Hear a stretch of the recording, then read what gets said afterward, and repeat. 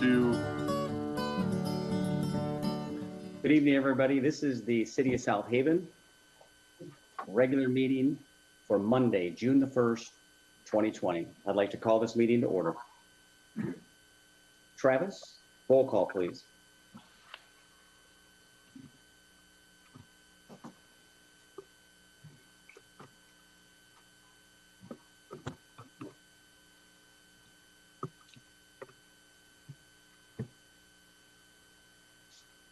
Oh, sorry, we were on mute. Jeff Arnold. Here. Chris Campbell. Here. Joe Reeser. Here. Steve Schlatt. Here. George Sleeper. Here. Letitia Wilkins. Here. Scott Smith. Here. That takes us to the approval of the agenda, and we have a request for 2 additions. Mr. Mayor, Steve Schlack here. I would like to make a motion to amend the agenda to add 2 items, which would be 3A, city attorney to update us on the new executive order from the governor, and 10A, the interim city manager appointment process, if that is possible, please. Very good. We have a second? It's George Sleeper, I second. Okay, we have a motion and a second, and then just for discussion purposes, we added these items. Number 1, the attorney update. We're going to be doing this probably pretty regularly as the governor's orders just changed today. So we're going to try to update everybody so we can keep everybody on the same page. And the item 10A will be discussing the interim city manager process, as our city manager, Brian Doucette, has decided to take another position. So we need to discuss the interim position. So we have a motion and a second. Is there any other council questions or discussion on the agenda as it is approved or proposed? All right, hearing none, this will be a roll call. Arnold. Yes. Campbell. Yes. Reeser. Yes. Schlatt. Yes. Sleeper. Yes. Wilkins. Yes. Smith. Yes. Which takes us to the consent agenda, items A through J.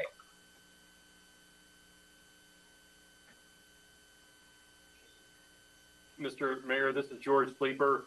I'd like to make a motion to approve the consent agenda with the addition of item 12B in the 5/18/20 minutes to include a motion to approve special event 2020-15 sidewalk sales contingent upon the event being held in accordance with state regulations.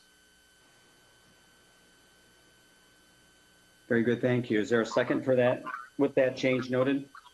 Steve Schlack, I'll second that. We have a motion and a second. Is there any other discussion on the consent agenda? Do I need to recuse myself from that? That's a good question. Probably the answer would be yes again. Well, no, this is just the meeting minutes. You should be fine. So let's go ahead and roll call, Travis. Campbell. Yes. Reeser. Yes. Schlatt. Yes. Sleeper. Yes. Wilkins. Yes. Arnold. Yes. Smith. Yes. That takes us to old business. City Council will be asked to consider approval of the following resolutions related to the fiscal year 2020-21 budget.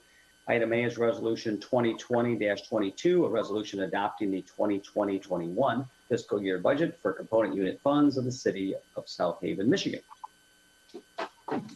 Mr. Mayor, when are we going to have the city attorney give his little brief? Oh, I walked right past it. Sorry about that. That's what I get for adding items. Let's hold that last one and let's go backwards. Sorry about that. So let's go ahead and hear from our city attorney on what the governor changed today? Nick? So there were some pretty significant changes announced in the press conference at around 3:30 this afternoon. I'm still kind of trying to digest those, but I think they're relatively clear as to what the new dates are for various businesses to open. So the prior two orders that govern businesses and places of public accommodation are rescinded. The former stay-home order and public accommodations order are no longer in effect. So everything is essentially governed by this new order that was released today. It's Executive Order 110 and is available on the state's website. It gradually reopens some businesses in the state. The first deadline is the first date of reopening is June 4, and that is for retail stores that were either required to be closed or were required to be appointment only under the last order. They can now be open even without an appointment, as long as they follow the capacity regulations that are provided in Executive Order 97. And there are some formulas in there based on square footage. Individual retail stores will have to look at Executive Order 97 in order to calculate their occupancy. But aside from the occupancy regulations and kind of the basic things that apply to all businesses, like the requiring of face masks and trying to stay 6 feet apart and posting of signs and things of that nature, retail stores are now essentially fully open. Capacity limitations that's of June 4. So that's the first date that is expressly mentioned in the order as things coming open. There are quite a few things that can be open as of June 8. So that's Monday following this upcoming weekend. Those include public swimming pools, day camps for children, libraries and museums can be open as of June 8, and the region that South Haven is in can be open for dine-in, both indoor dine-in and outdoor dine-in on June 8, and that's subject to capacity restrictions, also in Executive Order 97, and I believe that's a 50% capacity restriction, I think, for all restaurant sizes. Some businesses are expressly required to remain closed until a future order with a date not specified. Those include indoor theaters. It's essentially what the governor deems to be non-essential public service businesses, where the employees are directly serving a customer. And those include indoor theaters, cinemas, performance venues, indoor gymnasiums, fitness centers, recreation centers, sports facilities, exercise studios, hair, nail, tanning, massage, spa, tattoo, body art, and piercing establishments, casinos, doesn't affect the city, and then other things with close contact, like amusement parks, arcades, bingo halls, bowling alleys, indoor climbing facilities, indoor dance areas, skating rinks, trampoline parks, and other similar recreational or entertainment facilities. And those are only to the extent that the activities are conducted indoor. So there's an exception in the order. Those types of businesses can operate if they're doing so outdoor. I think that applies to gyms. It appears if you were to have like an outdoor fitness class, that appears to be allowed under the order as of June 8. There are some things that are not mentioned at all in this order that were previously mentioned in prior orders. The most notable for the city being restrictions on short-term rentals and other types of lodging. Because they're not mentioned and the other orders are rescinded, my interpretation is that they are now allowed immediately. So anything not explicitly mentioned in this order that was mentioned in orders that are now rescinded, I think can open immediately as of tomorrow or even as of today. So that's the basic breakdown of the reopenings. Retail stores, June 4. Other businesses other than the ones I just listed, June 8, this coming Monday. If you have any questions, I'd be happy to answer those. One thing I should note is I talked with City Manager Brian Doucette prior to the meeting. The city is planning to get some of this information out in written form to help business owners and inform them of the new regulations. So that will be coming most likely on the city website. And we're also open to answering questions from business owners to the extent that they have them. They can contact City Hall. Gatherings of 102, is that right? Of up to 100? Correct. Yes. Sorry, I forgot to mention that. Social gatherings up to 100. That's for outdoor gatherings. Indoor gather, I believe that's outdoor gatherings. Indoor, I think is 10. Yes, that's correct. So it's pretty much all lodging then allowed. That includes hotels, bed and breakfast. Are those all now operationals? It's my understanding. I believe so. They're not mentioned at all in this order, and the prior orders that address those are now rescinded immediately as of 3:30 this afternoon. Okay. All right. Does We'll have some allow happy folks. short-term- Oh, sorry. Does that allow short terms as well? I believe so. Yes, short terms were covered under I think it was Executive Order 96, and Executive Order 96 is now rescinded, and they're not mentioned in the new order. But I believe they are allowed. All right. Sounds good. Any other questions of the group for Nick? Looks not. Well, again, Nick, thanks for the update. Sorry I had to make you sit through the consent agenda approval. And if there's no other discussion, we'll move on to old business. Thanks. Jenny, all right. So thanks again, Nick. So again, old business, City Council will be asked to consider approval of the following resolutions related to the fiscal year 2020-21 budget. Item A, Resolution 2020-22, which is a resolution adopting the 2020-21 fiscal year budget for component unit funds of the City of South Haven, Michigan. Just need a motion and a second.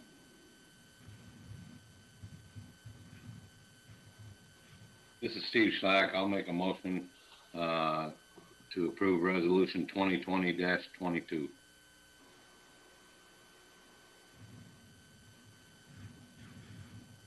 This is Chris Campbell. I'll second.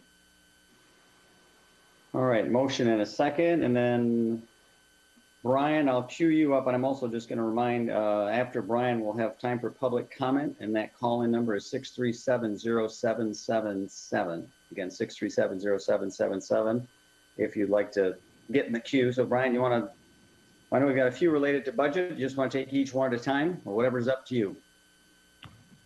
Yeah, so members of council, you've got 4 authorizing resolutions that are before you. These 4 authorizing resolutions are laid out over the last couple of public meetings. These are the final steps in the multi-month budget preparation and budget adoption. I'm going to have Michelle just walk you through what you're looking at, but the first is for the component units, then followed by debt service, then followed by the enterprise and internal service funds, and then lastly is the resolution adopting the property tax millage. Right behind me is our finance director, Michelle Argue. Michelle, in just 30 seconds, can you describe what a component unit does? Okay. While she's doing that, these steps will be the final process for the council in formally adopting the fiscal year budget. I would note that, as we've described in the last couple of public meetings, we anticipate that there will be some budget amendments coming as we continue to combat high water at the marinas, at the sewer plant, and on and on. Additionally, the City Council will be looking at budget amendments closing out the current fiscal year at your last meeting in June. So we still have to close out the current fiscal year, and then for tonight, you'll just be adopting this for the new fiscal year, which starts on July 1st. Okay, our component units are the Brownfield Authority, the Downtown Development Authority, and our 3 local development finance authorities. So they're Hey, Brian, volume's not good. Oh, sorry. Okay. You want me to go through that again? Sure. Sorry, I couldn't hear it. Maybe it was just me, but I couldn't hear it very well. Okay. Okay, our component units are the Brownfield Authority, our Downtown Development Authorities, and our 3 local development finance authorities. And the proposed budget is for a total of revenues of $1.9 million, a little over $200,000 2 million of expenditures, and our fund balance is set up to be about 2.3 million. Mr. Mayor, do you want us to go through the other three resolutions, just summarizing what they do, or do you want to tackle those on an individual basis? Your choice. I don't care. If she wants to just explain them all, then we can just approve. That's fine. I guess for clarification, if we can do the roll call on this current resolution, then we'll get ready and knock out the other three. Okay, sounds good. Well, we have a motion and a second. Are there any public comments before we do that vote that had called in? We currently have Gail Patterson on the line, planning to, I believe, speak on county business. I'll have the IT staff confirm.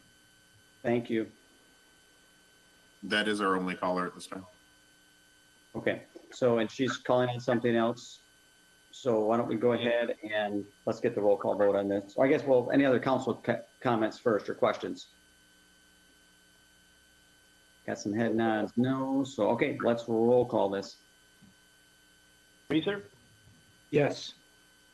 Schlack, Yes. Sleeper, Yes. Wilkins, Yes. Arnold, Yes. Campbell, Yes. Smith. Yes. All right, Brian, you want to do those now? Sure. So we still have Resolution 2020-23. This is for the 2021 fiscal year for the general fund, the special revenue fund, the debt service fund, the capital projects, and the fiduciary funds of the city of South Haven. Do you want a motion and a second before we go into further detail? No, I just thought you wanted to explain all the rest of them right before we go. No problem. So we've got, then following that is the 20-24. It's a resolution adopting the fiscal year budget for the enterprise funds, internal service funds. The enterprise funds are going to be your water, your sewer, your electric, plus the marinas. And then the internal service funds. Let me defer to the expert. I'll hush up and let the finance director explain these to you. Okay, our first one will be for the general fund, and we also cover with that the special revenue funds, such as the different street funds that we have, garbage funds, river maintenance funds. We also have our debt service fund, so that covers all the different debts that we have with the city.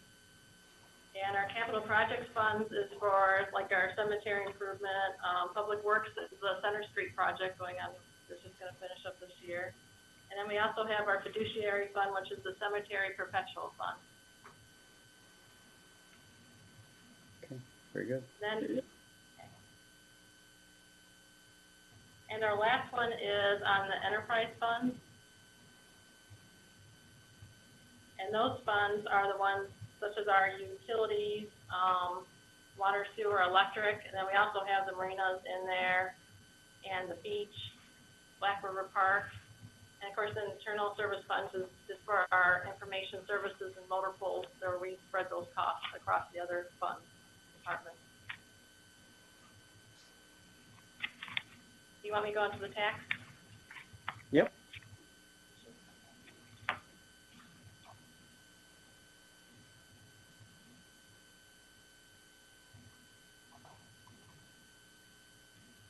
Okay, on the tax millage, we have attached the 4029, which is the state form, which tells us what our local millages are going to be for this next year. That covers our operating, the garbage, the library, we also collect for them, and we also collect for the senior services, and we have our own street improvement and narcotics fund. And they did roll back just a little bit, so they decreased slightly due to the Headley rollback. All right, that's good news for taxpayers, right? That's good. We like rollbacks. All right, so why don't we go ahead? Thanks for that update. We may have more questions as we go through each approval, but at least we've got the quick summary. So why don't we go ahead and go back to, so this will be item B then. which is Resolution 2020-23, which is a resolution adopting the 2020-21 fiscal year budget for general, special revenue, debt service, capital projects, and fiduciary funds of the city of South Haven, Michigan. This is George Sleeper. I'd like to make a motion to approve Resolution 2020-23, adopting the 2021 fiscal year budget for general, special revenue, debt service, capital projects, and fiduciary funds of the city of South Haven.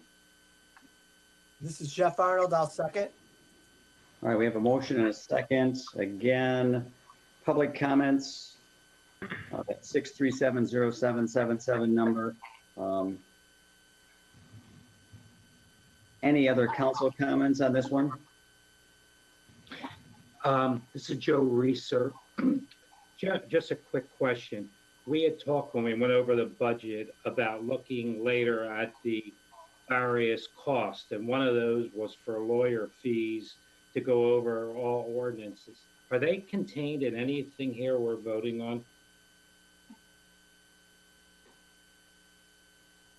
That is in the general fund. So it is in there. So then I would like to make the suggestion that we don't spend $100,000 on additional lawyer fees to review current ordinance in a year that we're being strapped financially with high water and everything else going on. I think we can push that back a year. That would be my suggestion. Yeah, we can do that in future budget amendments. And just to follow up on that statement, that what's being described by Mr. Reeser is for the codification of the city's existing ordinances. There is a line item within the budget to allow the council to pursue codification. Codification was laid out in the fiscal year priorities. Since the priorities were since they were created, adopted, the budget was developed, the high water issues have just continued to pile up. The council will be asked if you wish to pursue the codification. Staff anticipates the council is likely to push that to the next fiscal year as the costs continue to rise combating high water. So no formal action is needed tonight, but putting that into the discussion is perfectly appropriate. Very good. Thanks, Brian. Yep. All right, we're still at I have a motion, correct? Did we get a second yet? Yes. Oh, good. Okay, so we got a motion and a second. Oh, that's true. We were just waiting for public comments. Sorry. Any public call-ins? There are no callers at this time. All right. Any other council comments? All right. So we have a motion and a second to approve resolution 2020-23. All those in favor, let's do a roll call. Schlack, Yes. Sleeper, Yes. Wilkins, Yes. Arnold, Yes. Campbell, Yes. Reeser? Yes. Smith? Yes. That takes us to item C then, which is resolution 2020-24, which is a resolution adopting the 2020-21 fiscal year budget for enterprise and internal service funds of the city of South Haven. This is George Sleeper. I recommend approval of resolution 2020-24, a resolution adopting the 2020-21 fiscal year budget for enterprise and internal service funds for the city of South Haven. This is Jeff Arnold. I'll second. Very good. We have a motion and a second. And again, public comment 6370777. Brian, we've heard from you. Any council discussions on the enterprise or internal service funds from the council?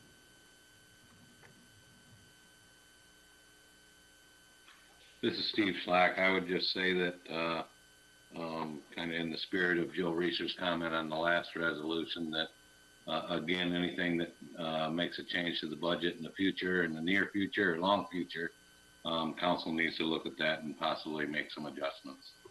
That's all Very good, thank you. All right, when it's been a minute, tell me if we've had any public comments, and then we'll get a roll call. There is no public comment related to this item at this time. Great, thanks. Travis, roll call. Sleeper, Yes. Wilkins, Yes. Arnold, Yes. Campbell, Yes. Reeser, Yes. Schlatt, Yes. Smith, Yes. Next is item D, Resolution 2020-25, which is a resolution setting the 2020 property tax millage rate.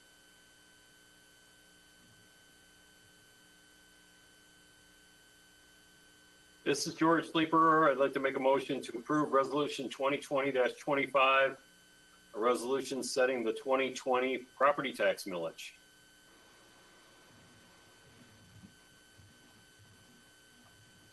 This is Steve Slack. I'll second. Thank you both. We have a motion and a second. Again, public comment 6370777. So as we heard, there will be a ever so slight reduction associated with the Headley rollback. And once we have that minute mark, let us know. And any other council comments, I guess, at this time?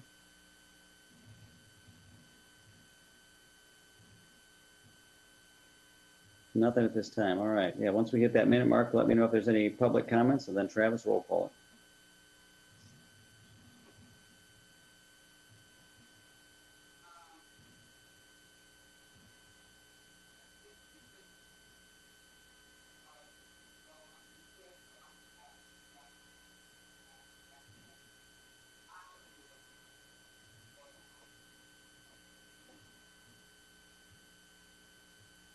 There are no callers for this topic at this time. Thank you much. Travis? Wilkins, Yes. Arnold, Yes. Campbell, Yes. Reeser, Yes. Schlatt, Yes. Sleeper, Yes. Smith, Yes. That takes us to new business. City Council will be asked to consider approval of Resolution 2020-26, which is a resolution adopting the 7-year capital improvement plan for fiscal year 2020-21.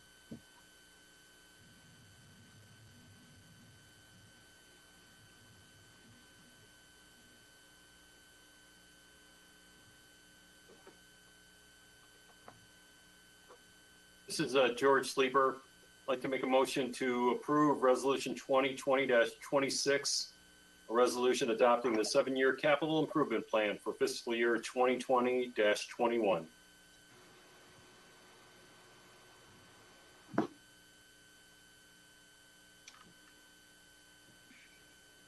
I'll second. Okay, we have a motion. We have a second.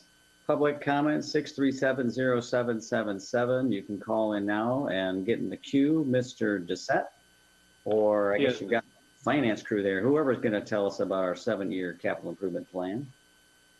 Members of council, what you're looking at is a roadmap for the next 7 years. This is a non-binding resolution. It's simply an effort by staff to coordinate our efforts with what the council has told us is the preferred method. So the 7-year capital improvement plan tracks with the budget document that has been reviewed by the council and by the public over the past several months. The 7-year CIP addresses a variety of proposed improvements. It is by no means a document that authorizes all of those proposed improvements. This is simply trying to lay out what street paving work will be done, what wastewater, water filtration, and other utility work will be done over the coming 7 years. The council at any point can amend the CIP. The council at any point can authorize emergency repair work to be done.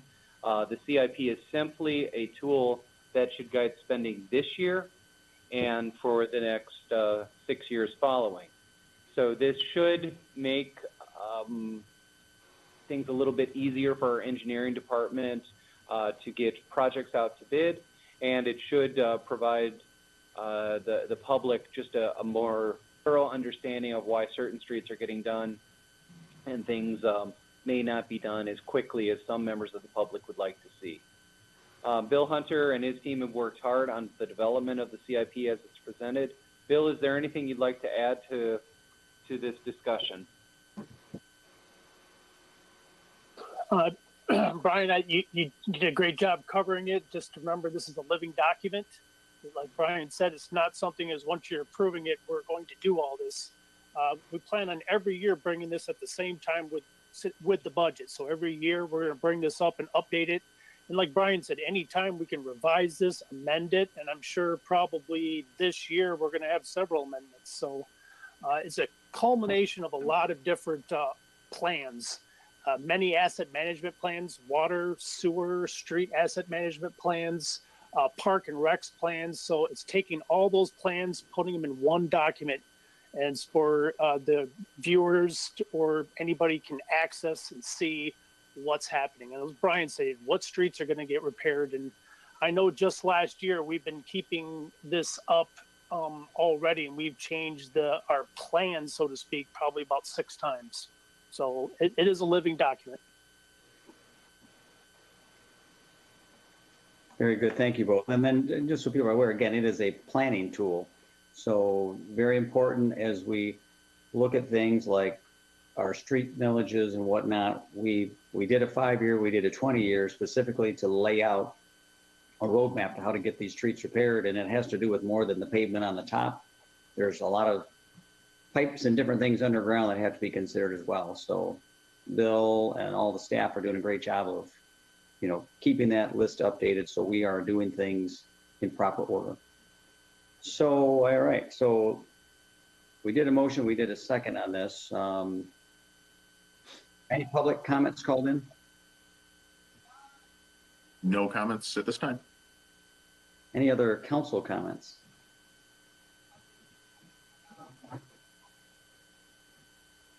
All right, looks quiet. All right, Travis, roll call. Arnold? Yes. Campbell? Yes. Reeser? Yes. Schlack? Yes. Sleeper? Yes. Wilkins? Yes. Smith? Yes. Which takes us to item 7. The city council will be asked to review the Bailey Street pedestrian plan and to offer feedback to the city's management team on the plan and feasibility of that plan. So I will turn it over to Brian, Bill, whoever's going to walk us through the Bailey Street plan. Thank you, Your Honor. Today we're over the last week or so, we've received some input over some concerns some of our customers, residents have had on the North Bailey corridor between Conger and East Wells. Going back to the summer of 2018, staff was tasked to look at improving the pedestrian access along that corridor. Immediately, of course, when we thought of that, we were like, well, we need to rebuild it. We inspected it, and trying to put in a pathway and not do the road wasn't something actually that's feasible. The road actually it's not in the best condition right now. So we put together an estimate that came up at the time to about little over $1 million. And that was in 2018. Well, taking a look at our budget at that time, that wasn't something actually we could feasibly take on. In addition to it being a local road, there wasn't a lot, there really isn't any grant money you can get for, so it'd be something that the whole cost would have to take on by the city. So we started looking at something a little out of the box. One of the team members recommended turning it into one way. So we started looking at that. One way actually from Conger going north to East Wells. So we had Pine and Newhoff take a look at that, and they made a recommendation based on the geometries, and they were recommending that the one way would go north from Conger to East Wells, and there would be with the west lane that would be converted over to a bike pedestrian access, so two ways going on that. So after coming up with a plan, we decided to, well, we need to get the public's input. So we sent out notices to the affected properties, and we received some input, some not so positive input, some positive. Most of the people were not for it. They were either for it, but they wanted to change it. They didn't like actually the one-way direction heading to the north, or they just downright they weren't for it. They would rather see it rebuilt, and that wasn't something at the time we could do. So we, after that, we shelved it until just recently, and we dusted it off. I updated actually the cost. We're estimating the way bids are coming in now, it'd be probably an increase if you rebuilt the total project of 1.2 million, but to do the one way, you're looking at probably 15,000. You're talking about paint and some signs. So those are kind of the options you have right now. You do have the other option is not to do anything. I mean, but I can't tell you. I'd have to do a traffic study to see about what kind of traffic's going down there. And right now, it's difficult to do a traffic study when you have a corridor that's actually closed off over by Dunkley and Dunkley. So I don't know if we would get actually accurate data. So I'm here to get some input from City Council and on the possible implementation of a one-way or the rebuild. Oh, and by the way, too, since it is a local road, I did the math real quick, and it looked like actually we would have to go probably the next 2 years, possibly 3, with actually no road projects to afford actually the $1.2 million project.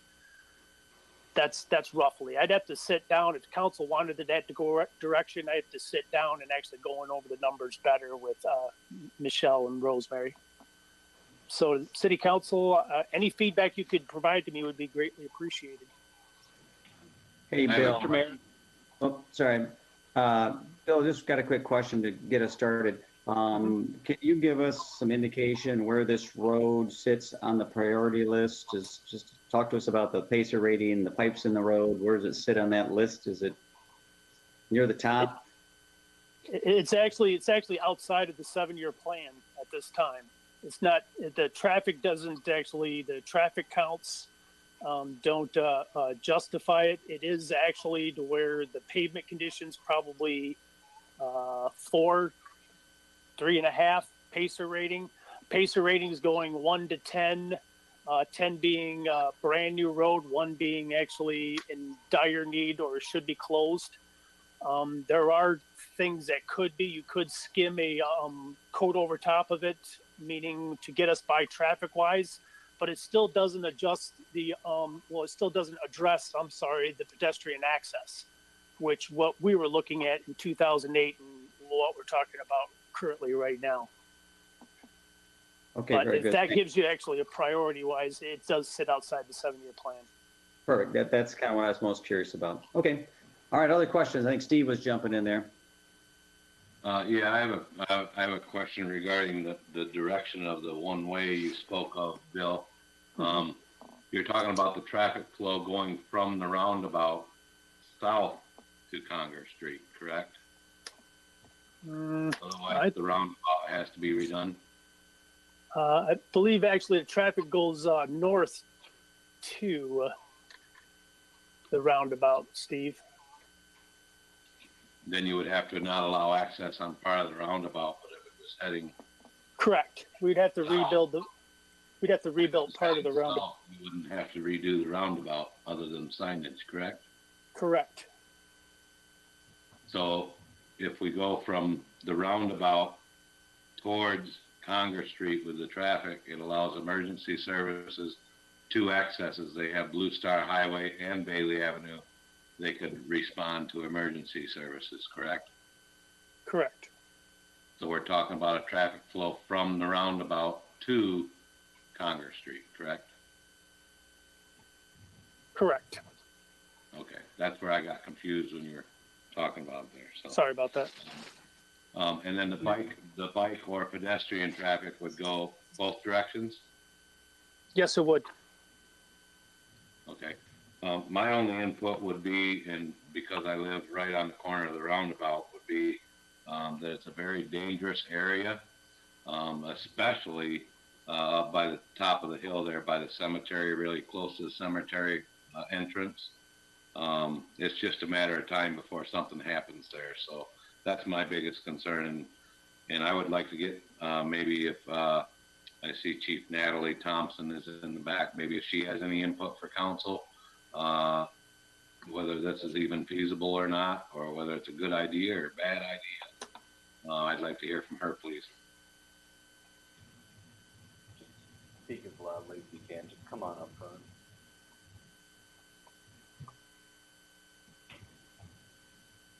Councilman, do you want to rephrase your specific question? So I can other answers? Yes. Yeah. Chief Thompson is just asking if you can clarify what you're asking of her. Is it just an opinion on the validity of using a one-way street on Bailey to try and improve the pedestrian pathway?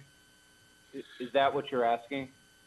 Yeah, kind of twofold. Maybe her thoughts on regarding emergency access to the rest of town from the police station and Shays, from being able to service the south side of town. It would have Blue Star and Bailey Avenue if the traffic flows from the roundabout to Conger. In that direction, it should not affect any of the services going that route. And then the pedestrian, any thoughts on making that a one-way and allowing more area for pedestrian? Just kind of maybe her overall first thoughts and opinions on the matter. Right. As far as public safety response to the areas of town south, I don't think that Bailey, whatever we did with that, would hamper our ability for public safety to get to where we need to go. I would agree that pedestrian traffic does pose a concern to me when I've traveled on that road. Without being a traffic engineer, I can't really think of any, negative aspects if we were to make that one way. I think it would be safer, but I probably feel more comfortable getting a more official opinion from an engineer. But as far as public safety standpoint and getting to where we need to go, any change with that would not hamper our ability, from my opinion. Thank you. Mr. Mayor, just as a follow-up item, the plans are in the council packet. We've been displaying the plans for the council to see, for the public to see. And then just as a follow-up, I forwarded the map of every property that was sent a letter and an opportunity to offer feedback. So the council, just in the last few minutes, I've emailed you all a map showing how many properties were contacted to ask their feedback on this concept. Very good. Thanks, Brian. Are there any other council, questions, comments? Mr. Mayor, this is Joe Reeser. I've seen a couple emails from residents, I believe, that live over in that area, and they're suggesting, could we possibly put a couple stop signs at the crest of the hill? Is that a possibility? So people have to stop, look before proceeding. Mr. Hunter, I'll defer to you to that comment, that concept.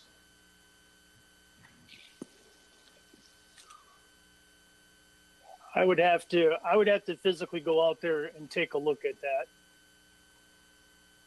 That's what I would have to do. I can't visualize where you'd want more stop signs. I sure wouldn't visualize one at the top of that hill. That to me seems more problematic, but that's again, I'm not a traffic engineer, so maybe I'm not certain where the request was. I brought it up because we said the homes that are there, we'd like to know what the residents think, and that was a couple of residents that sent that in.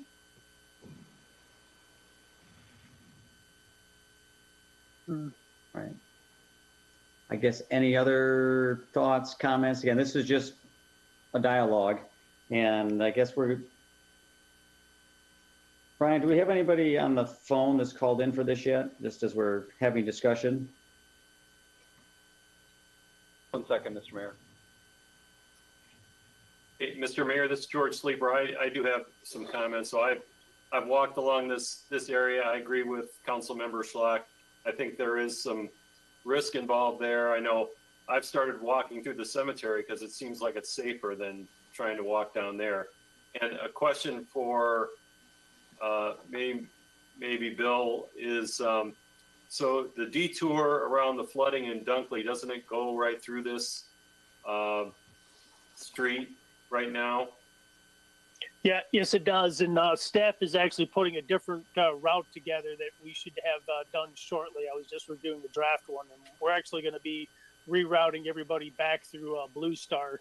Originally, when we closed it down, that's where we had everybody going, was around the Blue Star and back around the Wells. But we changed it due to feedback we had to residents. But it's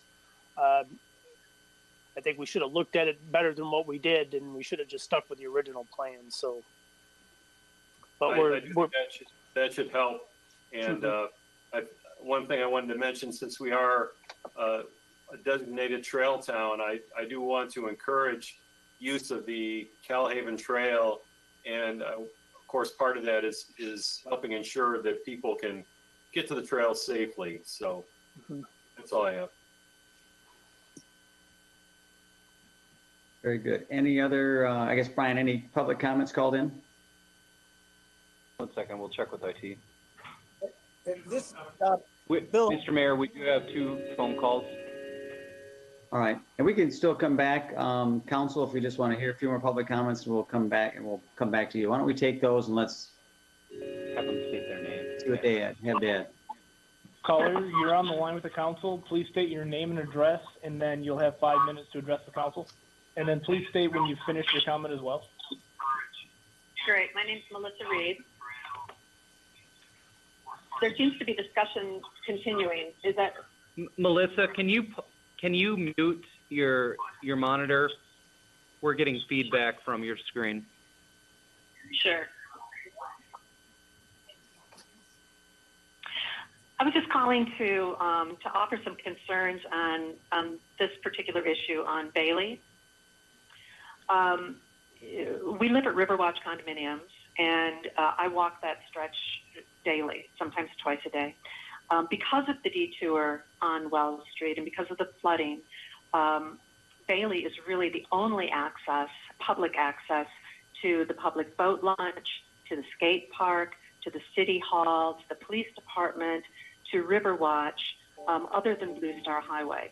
So consequently, not only do you have a lot of tourists leaving the Calhaven Trail and heading into downtown, and they don't know any better. So they travel Bailey. You have children on bikes, you have skateboards, you have strollers, you have all kinds of different sorts of conveyance on that road. And then you also have huge trucks pulling large boats going to boat ramp, much too fast, I might add. We had hoped to at least have some additional signage. And if not signage, we're the ones that actually suggested the stop signs. And if you drive that road, if you actually walk that road, look at that road, you'll see that stop signs, I think, could be appropriate. It would slow traffic to a stop as they come up to the top of the hill, which is where the danger point is. That's where pedestrians can't see oncoming traffic and oncoming traffic can't see pedestrians. So if traffic had to come to a complete stop at the cemetery entrance, coming in both directions, it could alleviate the problem. If that's not a possibility, just additional signage would be helpful. Anything would be helpful because it really is, I agree with Steve, it's an accident waiting to happen and a tragic accident. I'm done with my comment. Very good. Thank you. Thank you for calling in. All right. Mr. Mayor, we have more calls if you just hold.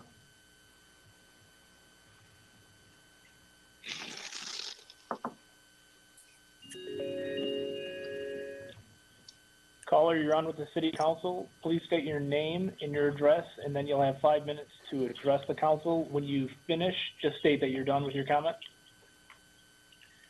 Hi, this is Linda Baker, and I work in the courthouse on Wells Street. So I travel that way several times a day.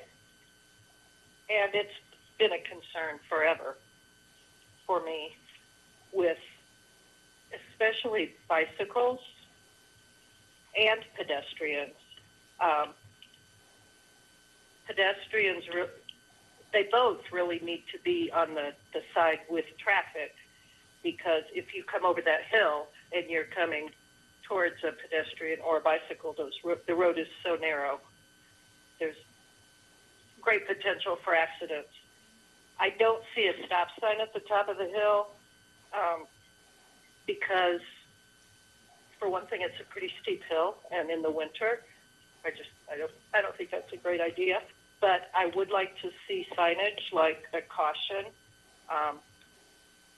something like you can't see what's on the other side of the hill, so slow down, because you can't. You don't know what's coming till you're there. And if somebody's over that middle line, you're in trouble. Also, the fact that the cemetery entrance and exit is right there complicates things. But I don't know what needs to be done, but I would love to see something be done. I tend to avoid it in the winter and just go Blue Star just because of safety concerns. That's really all I have. Thank you. All right, Linda, thanks for calling in. Mr. Mayor, that concludes the public comments on the Bailey Street plan. I would encourage the council, if you can spend a few minutes just offering feedback to Bill. He's got a couple of options here that include essentially a relatively low-cost paint plan, a relatively high-cost reconstruct plan. Those are definitely two options that the council could offer their feedback on. A third option that Bill could be working on is similar to what's been described by the callers, some type of additional signage, possibly additional lighting, just to try and make pedestrians and vehicles aware of the potential for danger. Does that make sense, Mr. Mayor? Yep, that makes perfectly good sense to me. So, I mean, I'll kick it off. I guess I will start out with one. I agree. There's some safety concerns. So anything we could do to improve that would be beneficial. The large ticket item, the total reconstruct.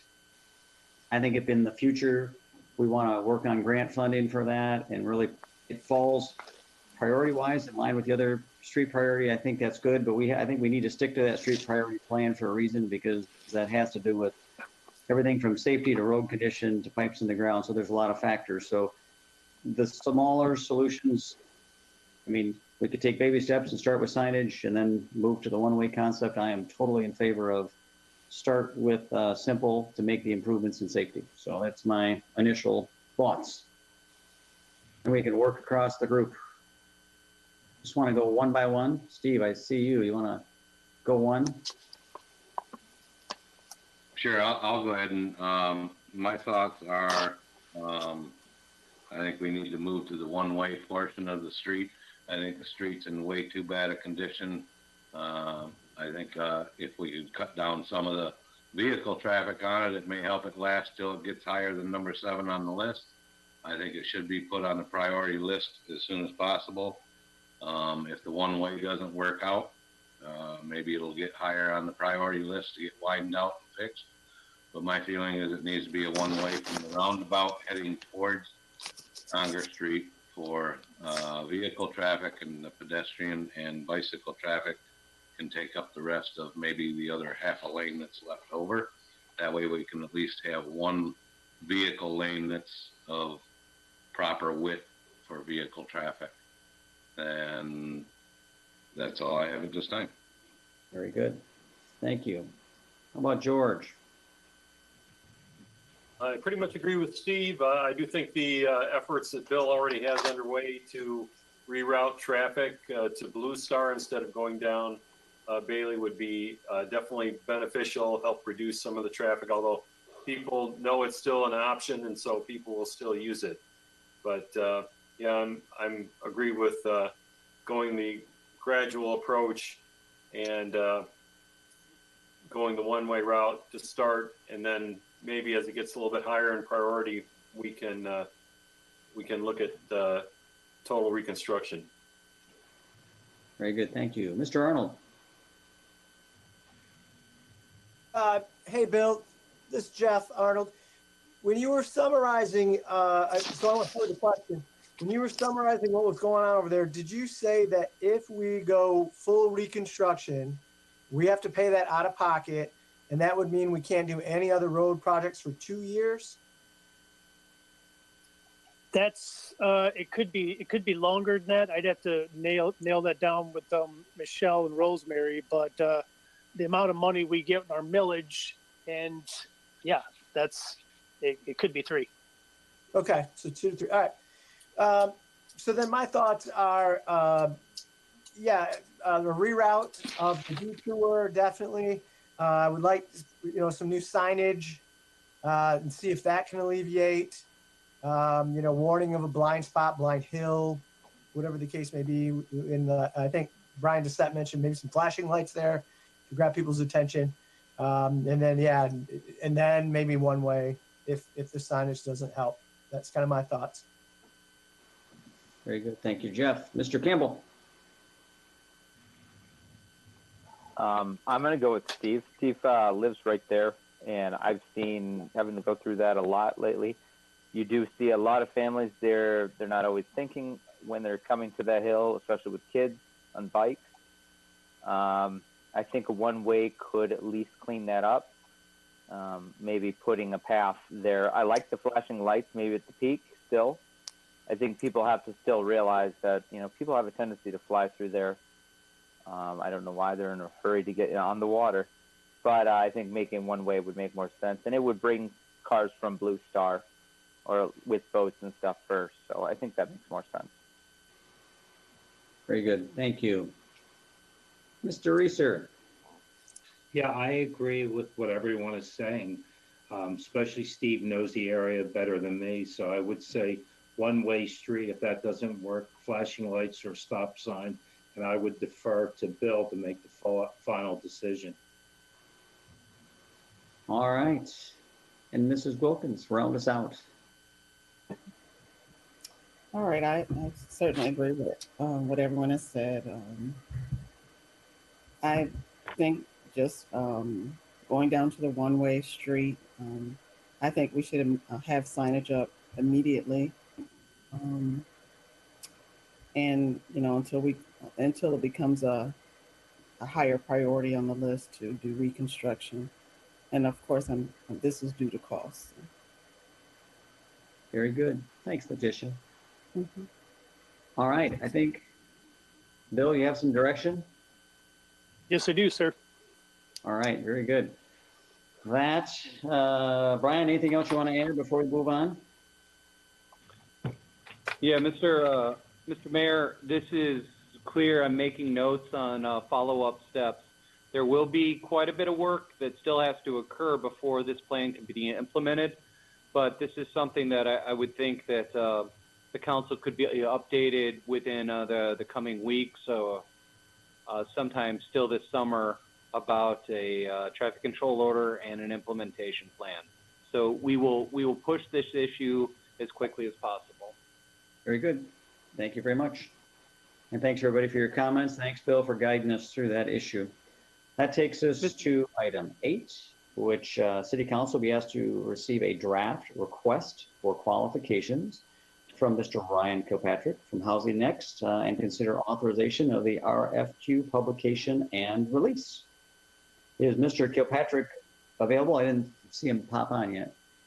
No, Mr. Mayor, I was just getting ready to say if we could, as noted earlier, he had a couple of meetings he was covering. If the council would be willing to tackle items 9 and 10 and 10A, and then we could circle back to Mr. Kilpatrick, that would probably be a good plan. Why don't we go ahead and do that? So item 9 is citizens in the audience will be heard on items not on the agenda. I know Gail was going to call. That number is 6370777. if you have any comments you'd like to discuss on items not on the agenda tonight. Is Gail still holding out there? Is she calling back in? We have her ready. All right. Caller, you're on with the city council. Please state your name and address. Then you'll have 5 minutes to address the council. When you're finished, just state that you're finished with your comment. Okay. Hello, this is Gail Patterson Gladney, County Commissioner for District 1, and 914 Kalamazoo Street is my address. I have some news from the County Commission. Van Buren County Public Transit first.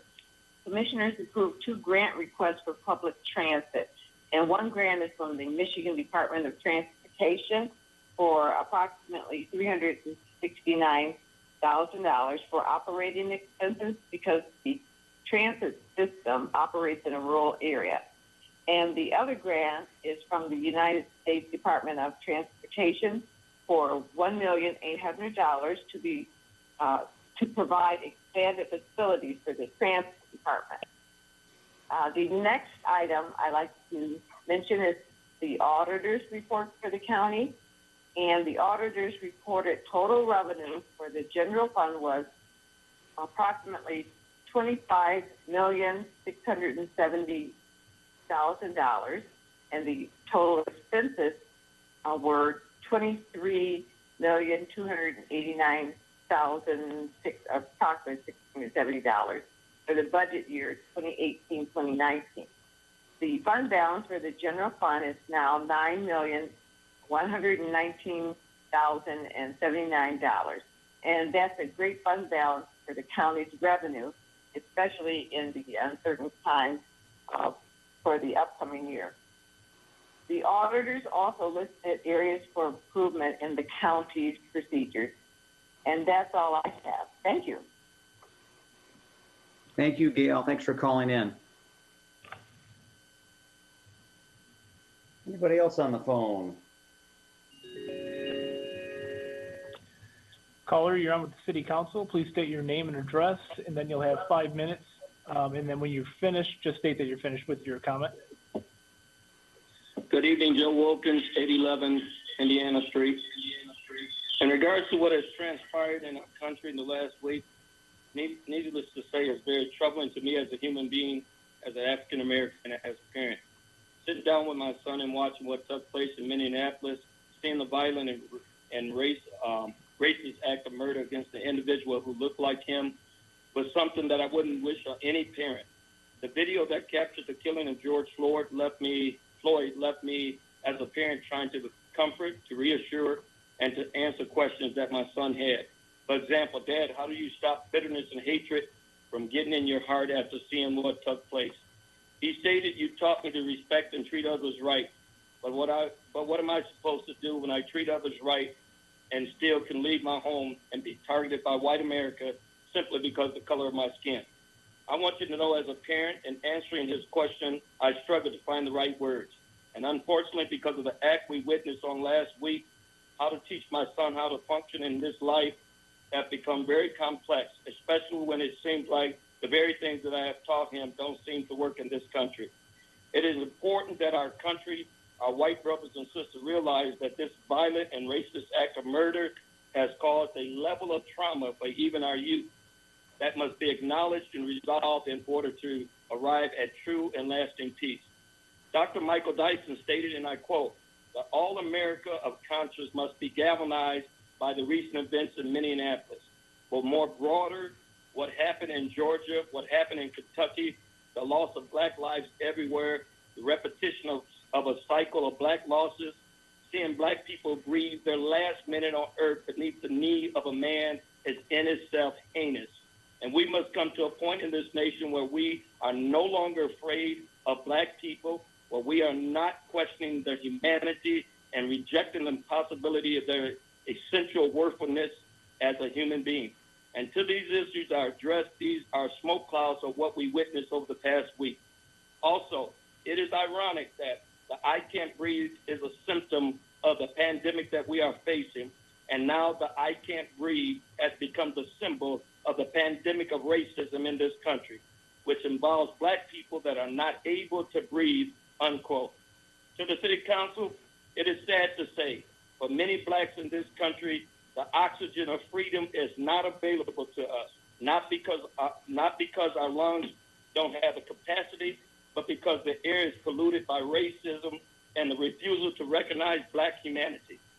For racism is not only a threat to those it is perpetrated on, but is a threat to our democracy. Again, what the world witnessed on social media last week was a modern-day lynching and a reminder of the worst that racism has to offer, which to many of our Rainbow Coalition for Justice was simply too much to bear. And whether or not you agree with the protest or demonstration, one thing is for certain. They serve as a divine call to wake up. And it's imperative that our country wake up and be willing to answer the question of not just who killed George Floyd, but what killed George Floyd. Our country, our white brothers and sisters will have to answer the question of how we got to where we are. For too many years, people of good conscience have been quiet. For too many years, too much have gone unaddressed. For too many years, the voices of the afflicted and wounded has been ignored. And as a result of it, from state to state, city to city, we see protests and demonstrations ignited and energized from hearts that have been suffering for too many years of systemic racism, injustice, and mistreatment. It is evident that the appalling silence of good people is no longer an option.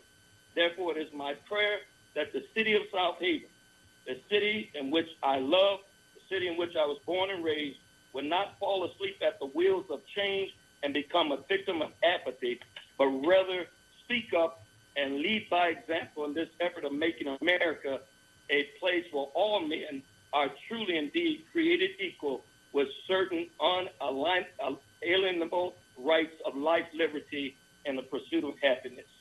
That is my comments. Thank you, Joe. sir. Well stated.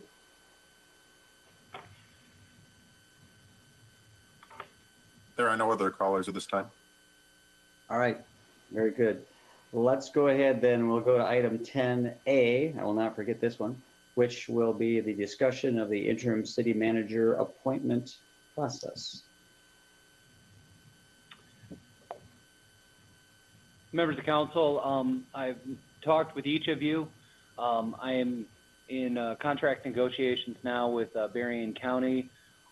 It appears that as early as July 1st, I'll be transitioning from working for the city of South Haven for the folks of Berrien County. With that said, I am trying to give our team as much time as possible to work with me to define duties, define roles, and have a complete continuity of government. An interim city manager needs to be appointed. I've told the mayor, I've told all of you that you have an incredibly competent staff. In this room is Kate Hosier. Kate has more training, more education than I had when the council was kind enough to hire me back in the fall of 2008. She's ready. She's incredibly bright, and my recommendation would be for the council to get Kate into that interim role as soon as possible. That allows her to take over some of the personnel issues that have to be dealt with. It allows her the flexibility under the charter to engage in some of the larger contracts, the financial contracts that need to be addressed. And it allows me to spend the next month working with her on my transition out of this organization, and it ensures that the council will continue to have top quality service. Now, what I've explained to the mayor and to the individual council members is this is one that should the council wish to take the lead role in working with Kate to put together an agreement, that's certainly fine. If the council is ready to just authorize me to negotiate that agreement, I can have it done within 1 to 2 days. My recommendation is if you want this done in a quote-unquote hurry-up manner, that's something that I'll happily do. It'll be a fair deal to her and to the city. That would be my recommendation. But this is something that it is coming. We still have a month to work on items, and I've assured Kate that that's my two predecessors between Al Vanderberg and Kevin Anderson made it a point over the last decade to be there for any questions I have, and I guarantee I'll be there to answer any questions that she has. Mr. Mayor, does that summarize the situation? Yep. And then just so the council knows, I mean, obviously, I mean, I'll be working hand in hand with Brian as we write up, you know, as we take care of this agreement. So I would agree with, you know, Brian's thoughts. We should get this wrapped up in short order just to give us enough time to make this transition smooth. Mr. Mayor, I don't know what the procedure actually would be, but I would certainly be in favor of making a motion to allow the city manager to appoint Kate Hosier as the interim city manager. This is Jeff Arnold, I would second. Very good. So we have a motion and a second to kind of let Brian go ahead and initiate this process. Is there any other discussion on this motion? I would just add maybe to the motion that under your strict leadership and oversight as well, Scott. Very good. Well, make sure I'll work closely with Brian and make sure it's all done well. So any other comments? I just want to say one, obviously, Brian, we are sad to see you go, and but also just to say I agree with you. Kate is very capable, and I'm encouraged that she is interested in stepping into the role. So I'm thankful that she's willing to do that. So, Brian, anything else you need from us? We have a motion and a second. Any other comments before we roll call this? Yeah, so Mr. Mayor, members of council, I'll have a whole bunch of comments at my last meeting, so I'll save that stuff for the second meeting in June. The thing I would stress is you're going to be in good hands. You've got Top Flight management in place between Bill Hunter, Natalie Thompson, our brand new fire chief, Brandon Hins, our finance director, Michelle Argue, Kim Wise, our HR director. We've got an excellent team. But the thing that I would stress is Kate is one of the best hires I've ever had the fortune of being involved in. She has worked everything from working the docks at the marina to answering calls at our dispatch center. In addition to that, she went on, she practiced law, she got her law degree, and now she oversees our LDFA, our Brownfield, our Planning Commission, our Harbor Commission, our Zoning Board of Appeals. This is a lady that knows her stuff. She's ready, she's willing to do it, and as a citizen, I couldn't be happier than knowing that she's going to be at the helm helping through this transition. Now, the council, in appointing her the interim, you still have every right to go through your process, and I would encourage the council, take what steps you all feel comfortable with. Just know that you're going to have a very, very steady hand in this lady sitting here. Very good, well stated. If there are no other council comments, we have a motion and a second to have Brian go ahead and negotiate that interim contract and process. I see none. All right, let's roll call it. Campbell? Yes. Reeser? Yes. Schlack? Yes. Sleeper? Yes. Wilkins? Yes. Arnold? Yes. Smith? Yes. All right. And I realized, Brian, did you get your comments in there already? I guess we have you in there too. Make sure you get your comments in, your official comments. I think I've said enough. You've said enough. Very good. Do you have Mr. Kilpatrick available, or shall we go through council comments?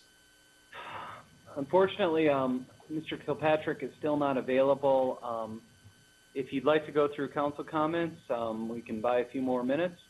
I will remind the council that we do have a closed session following tonight's regular meeting. Attorney Longworth will be working with the council on that item. So let's go ahead and run through council comments and see where we're at with time. So let's reverse the order. How about Letitia? You want to kick us off with comments tonight? Sure. First thing I want to say is congratulations to Mr. Doucette. I'm so sad and sorry to see him go, but I do wish him the best. Um, we have really built a relationship. I don't know why I feel so sad about it, but I do. So I will certainly miss you, but I'm sure we'll get a chance to see you around town sometimes. And lastly, I want to say, just reiterating what Mr. Wilkins said about, what is currently going on. I hope that we all open our eyes and wake up and do what we can, do our part. We can't just sit back and be silent. Silence is not working. So I hope that we as a city, as a council, that we are proactive and not reactive. I hope that we are prepared because that can happen to South Haven. The things that we're seeing on the news, those things can happen. And we have to be honest. We have to take some ownership, and we have to have sympathy for the people. You got to understand how these people, you got to put yourselves in their shoes. How are they feeling? It's so easy to sit back and say it doesn't affect you or it doesn't bother you, but I don't see how anybody that is an American can not feel bothered. Everyone should feel bothered. Everyone should feel like they should do something, do your part. So, it bothers me, especially, for my children, the comments that I'm hearing, it is very bothersome. As a Black woman in this community, in this America, it is very unfortunate. And I think just some conversations need to occur, and we got to be real about it. And we got to stop acting like we don't see and that we don't know. And I hope that all of my fellow councilmen and the mayor and every citizen of South Haven stand up and let's do something about it. We got to live here, so it just seems like we'll try to come together and do something about it. And those are my comments. Thank you. Thank you. All right, let's work to Mr. Reeser.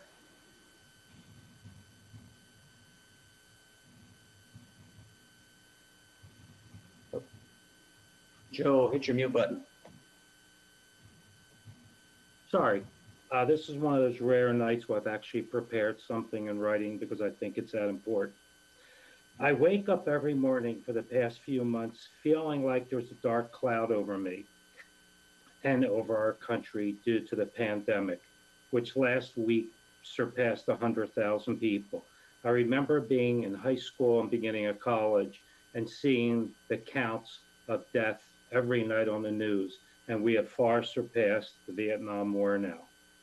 But the past week, I have watched in horror the killing of an innocent Black man in broad daylight on the streets of Minneapolis by a police officer. It's like a scab that's been ripped open, exposing 400 years of racism in our country. I know the city councils are not where we normally talk about national events, but tonight I'd like to quote Albert Einstein. He said the following: "The world is a dangerous place, not because of those who do evil, but because of those who look on and do nothing."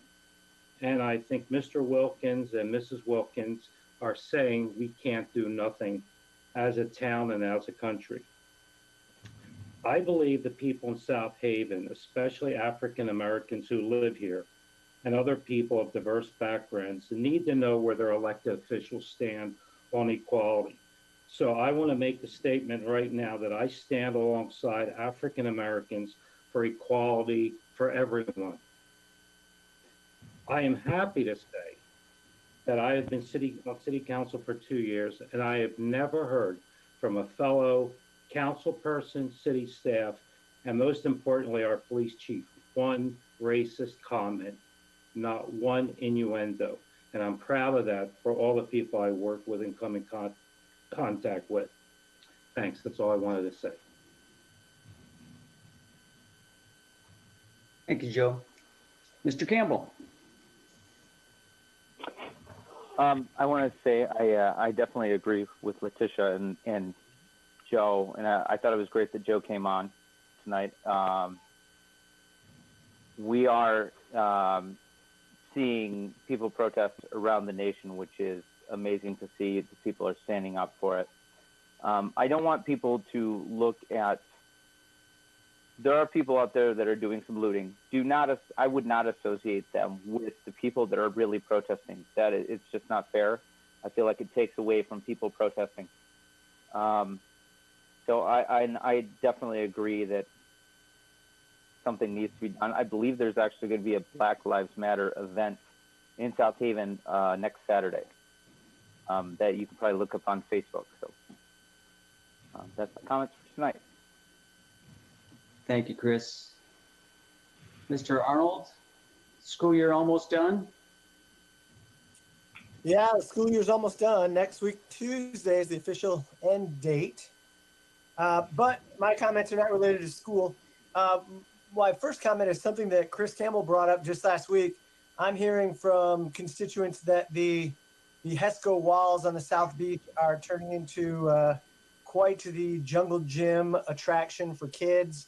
And friends and our neighbors are expressing to me their concern that, some, at the least, twisted ankles, at the worst, broken legs or arms or whatever. And so that might be something we need to keep an eye on. Those HESCO walls seem to be a little too fun for those kids to stay off of.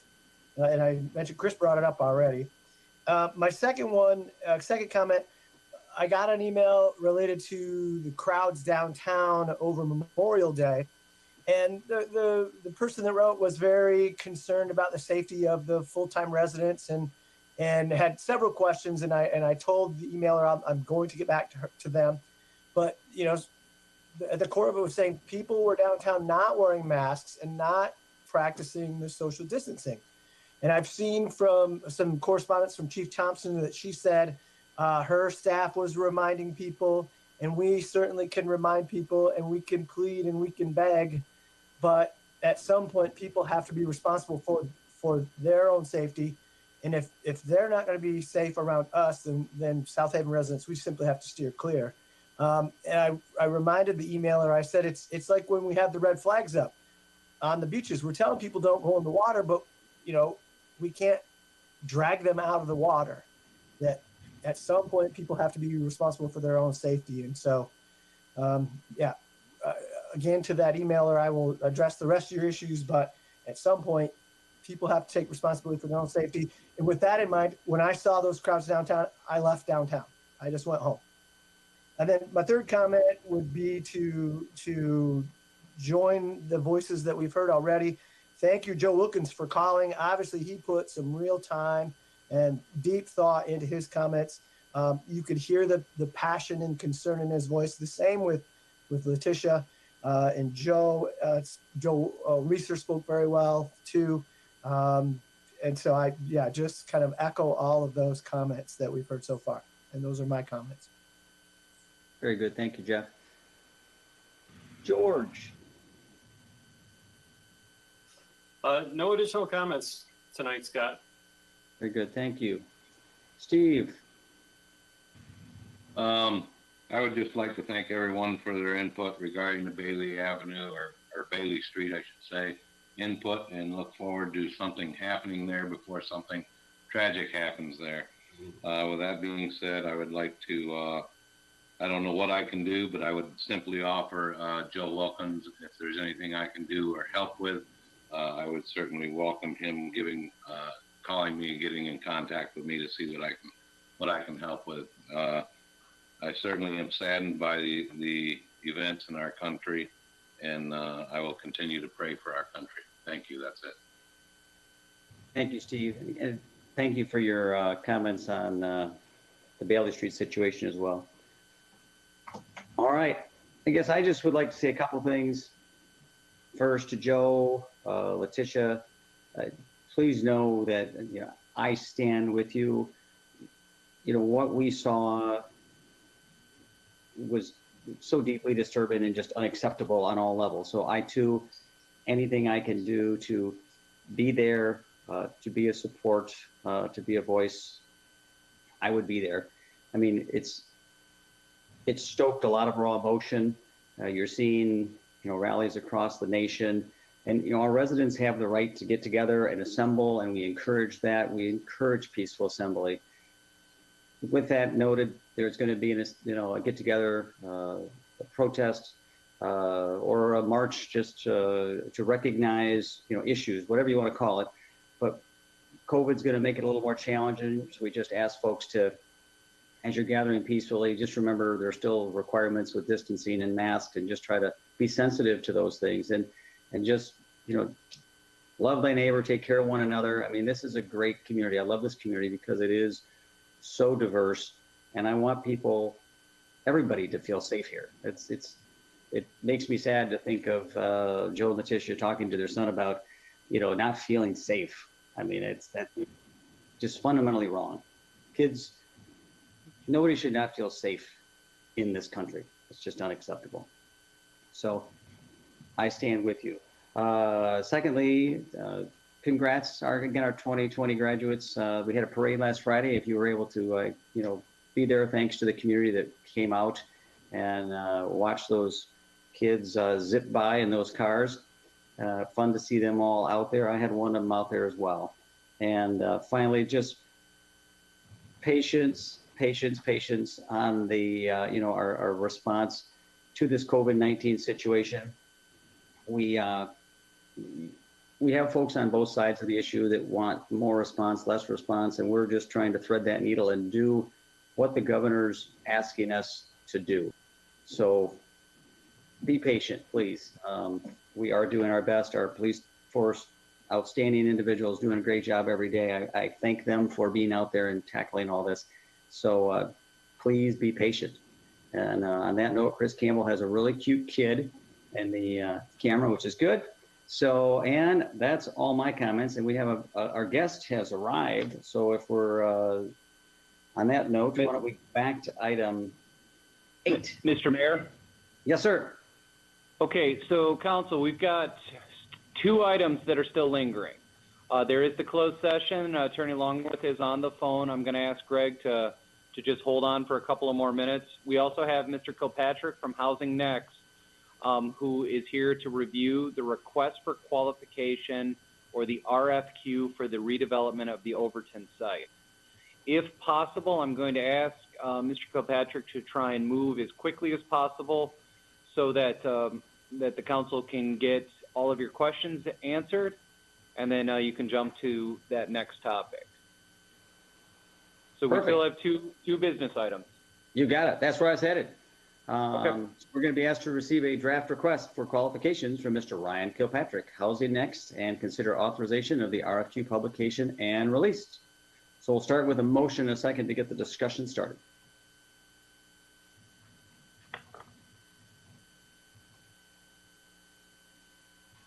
This is Steve Slack. I'll make a motion to consider authorization of the RFQ publication and release, as it will be presented by Mr. Ryan Kilpatrick.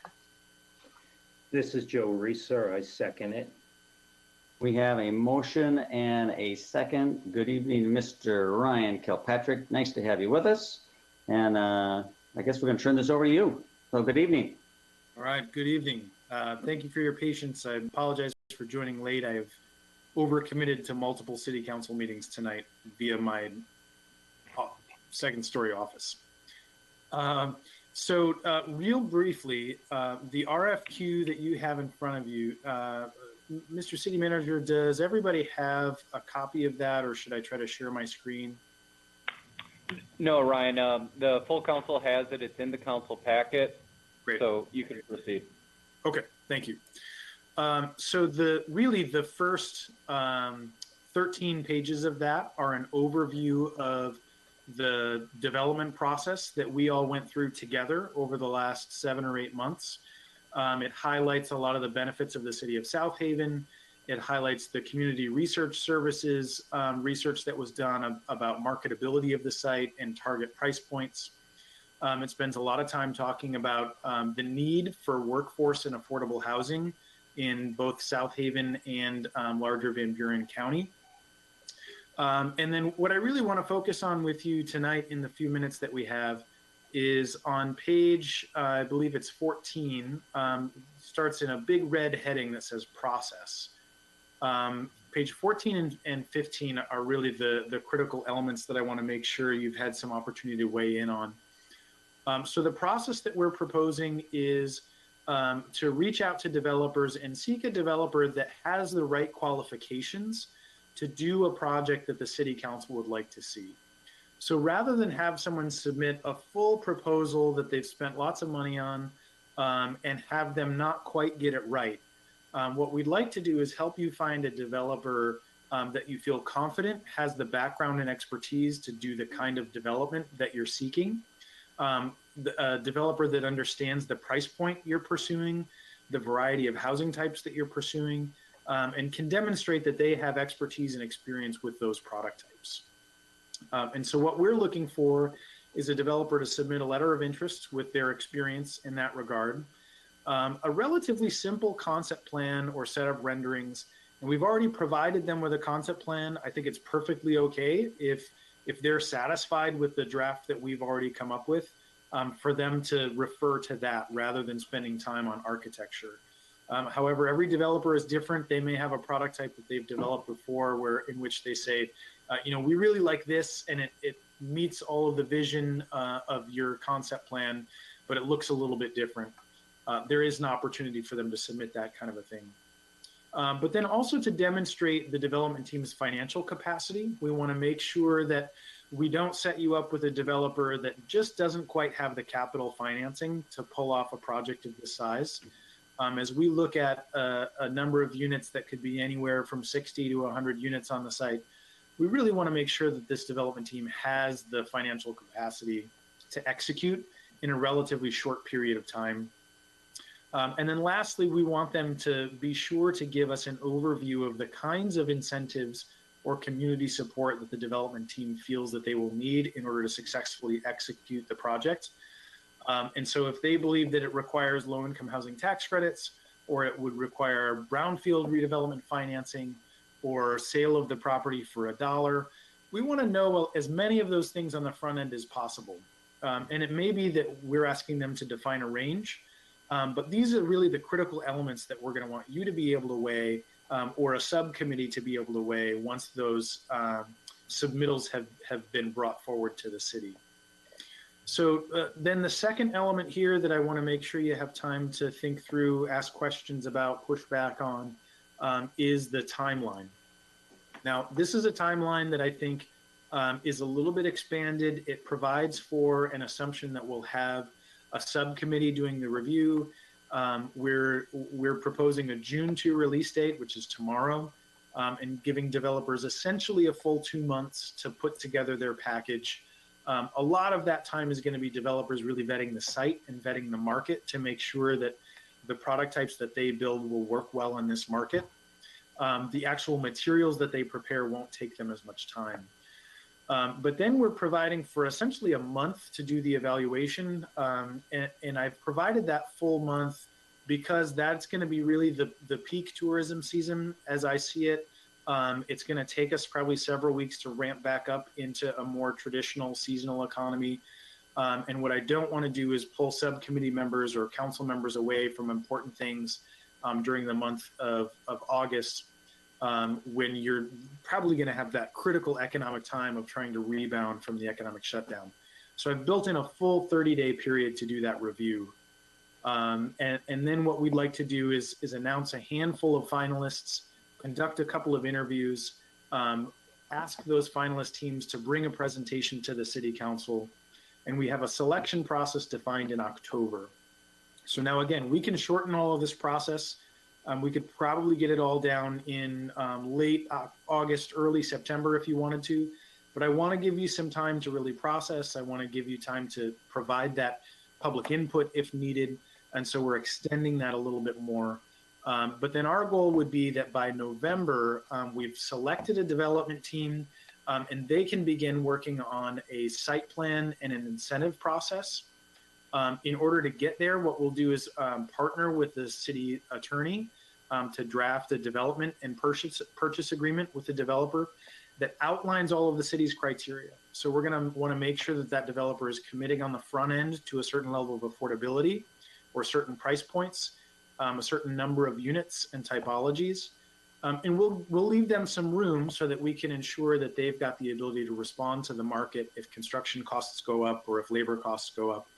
but we want to be very clear about the price points that the city wants to hit and the product types that the city wants to provide with this availability of public property. And so with that timing, if they begin their site planning process in November, we assume that it will probably be 30 to 60 days once a complete site plan is submitted before it's finally approved. And that timing actually works very well to have a spring construction groundbreak deadline. So there's a very, very small chance that we could hit a late October, early November groundbreaking. But given where we are in the season, we thought we would extend this just a little bit more, add a little more time and shoot for a spring groundbreaking if at all possible. So I'm more than happy to talk through any of those items with you. I'd love any feedback or questions you'd have. And I'll turn it back over to you, Mr. Mayor. Very good. Brian, thanks for getting us up to speed. Always great to have you with us. I'm excited to be talking about this because we need housing. We've needed housing for a while and we're talking about housing. So that's encouraging. Why don't let's hear from council and then I'll wrap it up at the end. So any comments on the process being suggested? Too slow, too fast? What are you thinking? Mr. Mayor, Joe Reeser, I have a question. Yes. So I've listened to everything you outlined, Mr. Kirkpatrick, and I'm very happy that you're on the team.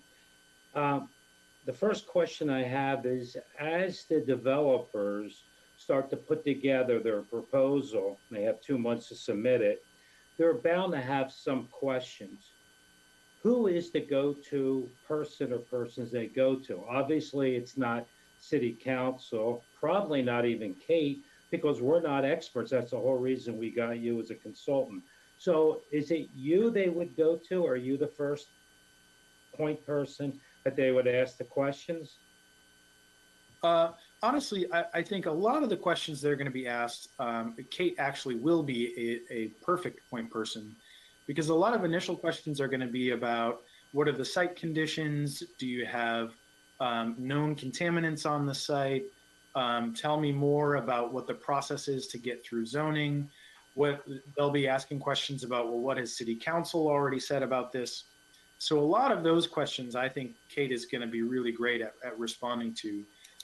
However, if a developer then says, well, we want to talk more about what kinds of incentives are available, or we want to talk more about details of the marketplace, I'm more than happy to be available anytime to have conversations with developers, and we can set those up as conference calls with city staff. I can take those calls individually. However staff wants me to conduct my responses, I'm happy to do so. Second question, if I could ask a second one. The financial strength of whoever the developer is that we look at, I think is a big one. It's my understanding, and I'm not certain of this, but it's my understanding that in the past we've had certain projects in the city that have not come to fruition, and part of the problem is either the sales didn't go through, the project wasn't completed, but it seemed to be around finances. How do you, or how do we evaluate, or how does Kate in this case evaluate the financial wherewithal? Is that easy enough to do? Yeah, in fact, it's not super difficult. So what we would do is ask those developers for authorization to contact their primary banking partners.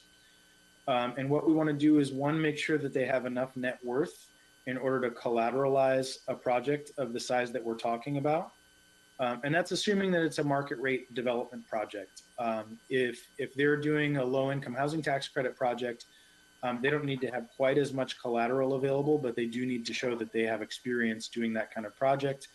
And in that case, then I'd want to call the staff over at the Michigan State Housing Development Authority and make sure that they had a positive track record with the state agency responsible for financing there.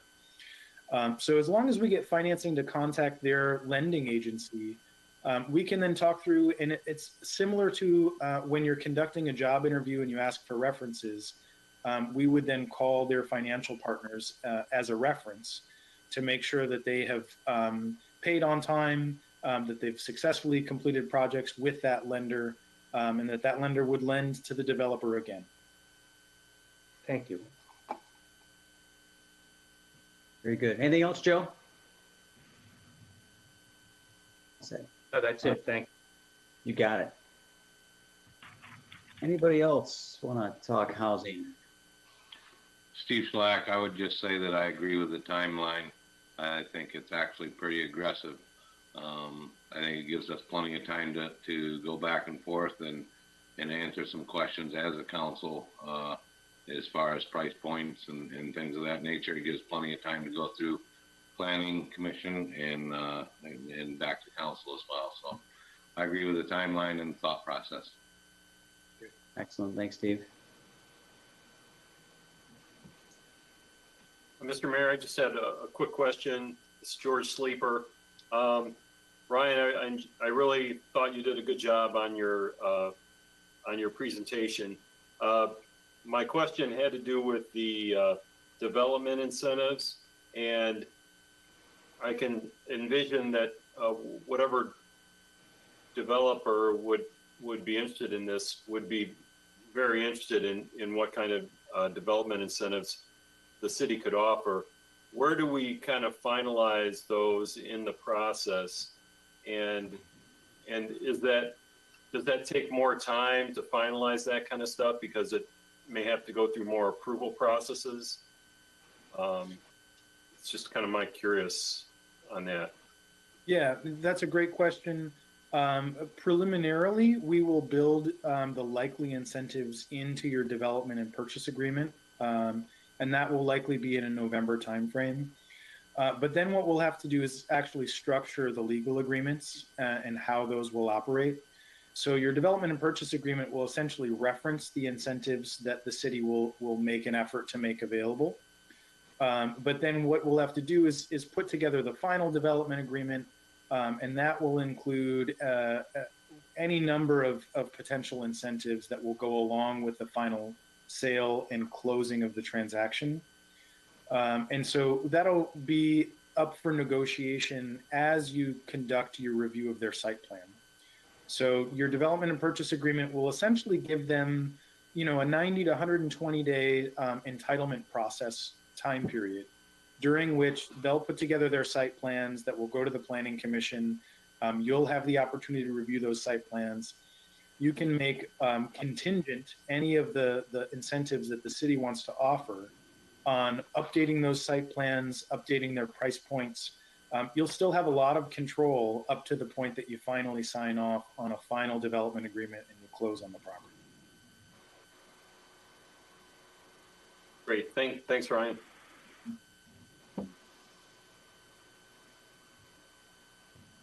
Anybody else? All looks quiet.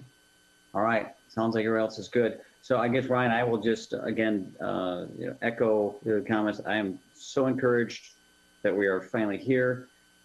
We have heard it over and over again. We need housing. And so this is just, again, a step. And just, we keep saying this, but this is not going to fix all of our housing needs, but it is a step to getting those housing needs addressed. And I'm just happy that you're here to help us get through that process. And on that, we should probably see if we've got any public comments, and just reminding folks 637-0777 if you'd like to make any comments about this issue. Mr. Doucette, any other thoughts? Anything else you wanted to add? Members of council, you're in good hands. Ryan's been excellent to work with. Ryan has engaged both Kate and Nick Curcio through the RFQ development process. And if the council says yes to proceed, we have at least a half a dozen developers who have already met with Kate and I expressing interest. They'll be sent this document. We'll get it posted onto the city's website. We'll do a news release announcing this, and we'll make sure that the document gets out. So we anticipate that we should have a pretty healthy response rate. Very good. And I do agree that the timeline seems fair. While we would all like housing to start tomorrow, their reality will set in, and I think it's realistic, your timeline, and it gives us a chance to obviously get some public input, make some changes, and make this a project that's going to work, that's going to address the issues we're trying to address. So I'm very encouraged. Any comments called in yet? No callers at this time. All right. We have a motion. We have a second. Any other council comments? All is quiet. Let's do a roll call. Reeser, Yes. Schlack, Yes. Sleeper, Yes. Wilkins, Yes. Arnold, Yes. Campbell, Yes. Smith, Let's build some housing. Yes. Well, thanks again, Ryan.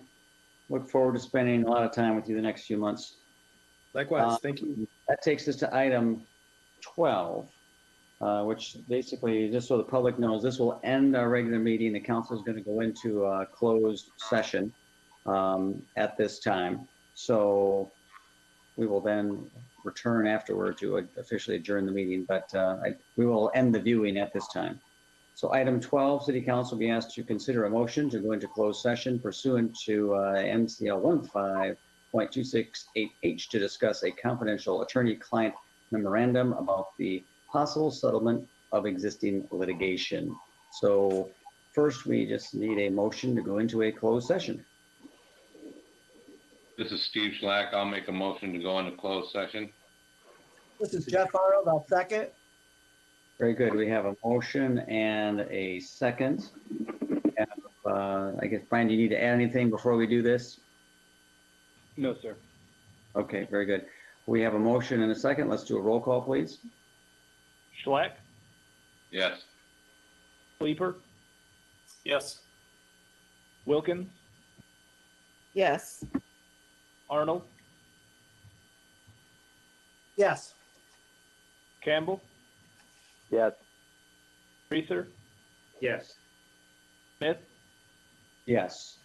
So at this time, we are officially into closed session.